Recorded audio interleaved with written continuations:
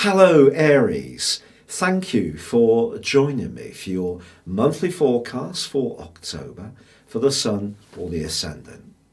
If you've yet to subscribe to my channel, I'd be honoured if you did so now. This month begins with a big emphasis on your sector of relationships. In fact, the quality of your relationships are really going to be tested this month, but that can be an entirely positive thing.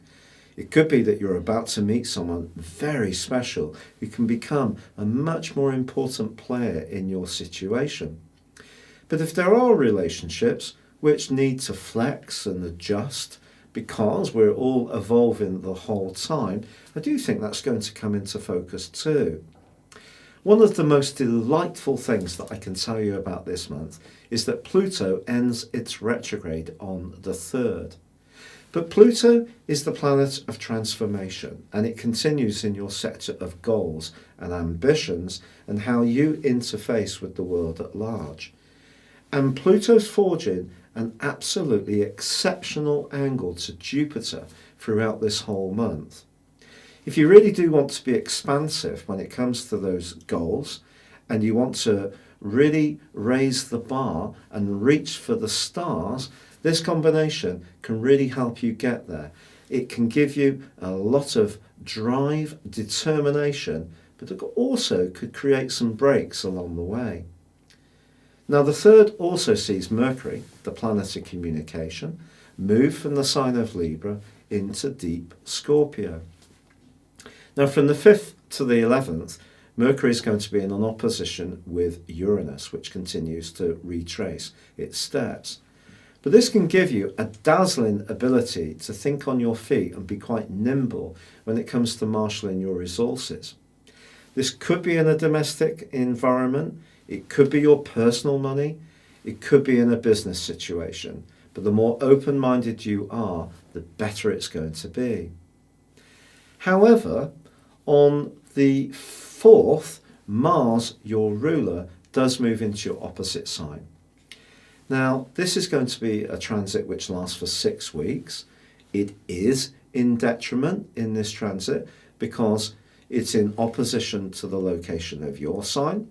And where Mars is in exaltation, which is in Capricorn, it's square in that position.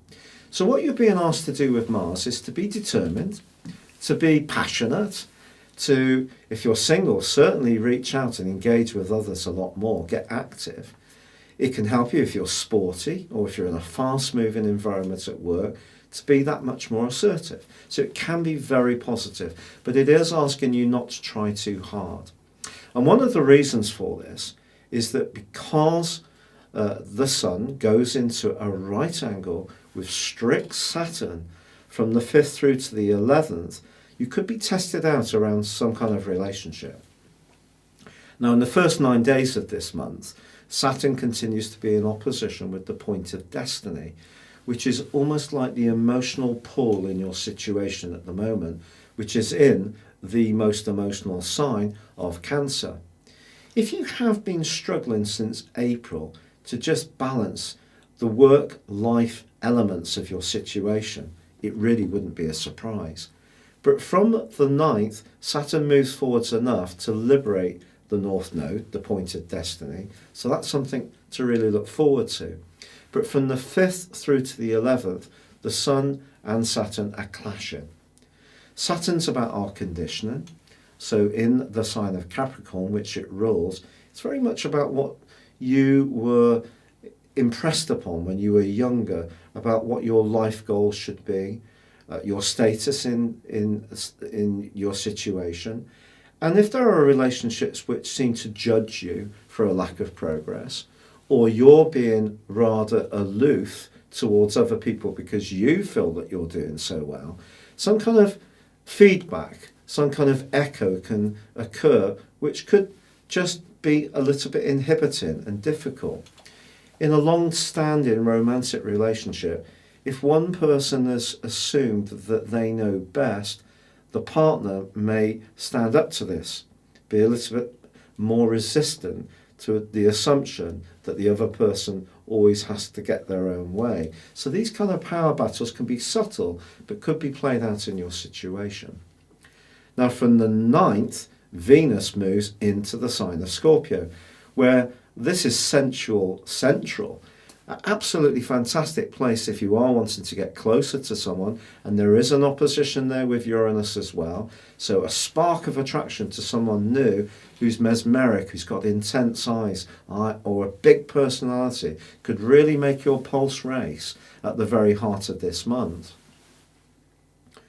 But from the 11th through to the 17th, the Sun goes into a right angle with Pluto, and I can only be truthful, this is really quite difficult potentially.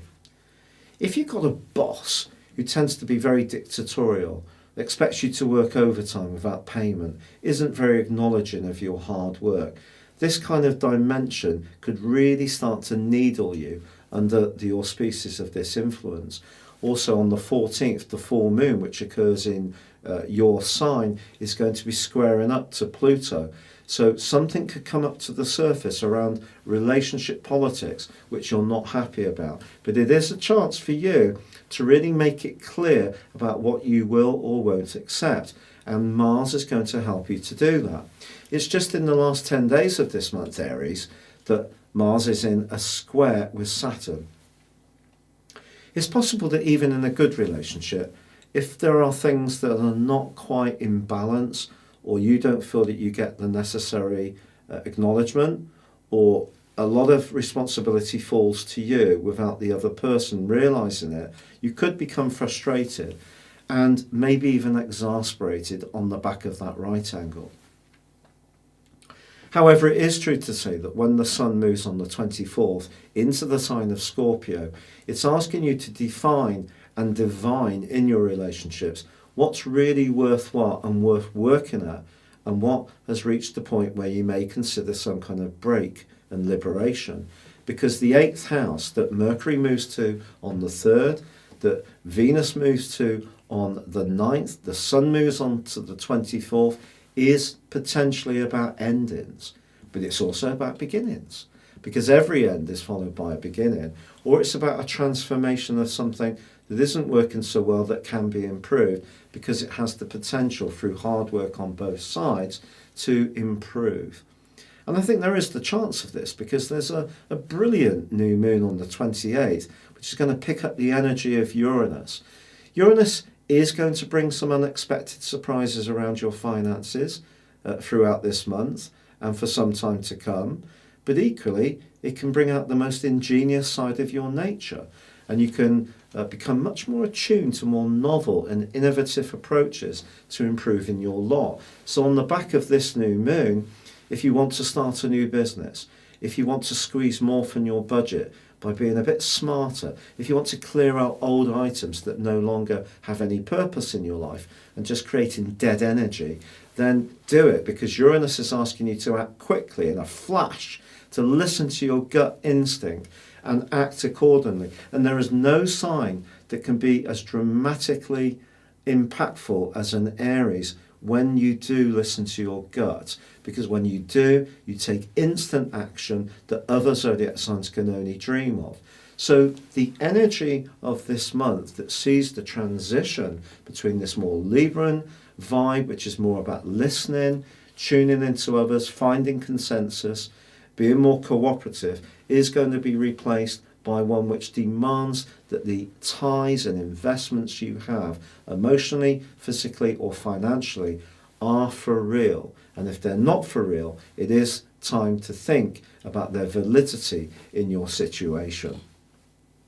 It's been a real pleasure being with you. I'd love it if you would like or comment on this video. If you'd like to know more about personal astrology based on your time, date and place of birth, please see the link beneath this video. You can order a year's forecast and a character analysis for a 30% discount, or choose to have a one-to-one consultation with me personally. But for now, good luck and goodbye.